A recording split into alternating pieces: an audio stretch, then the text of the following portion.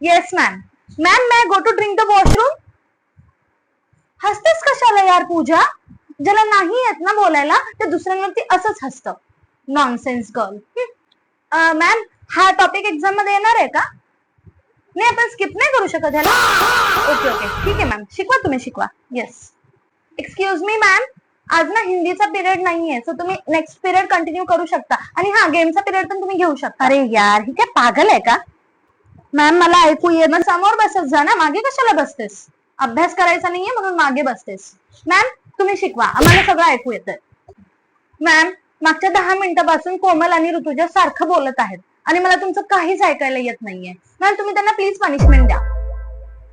ही एवढी जागा माझी आहे, सो तू तुझी पेन्सिल माझ्या जागेवरती नको ठेवूस. समजलं तुला?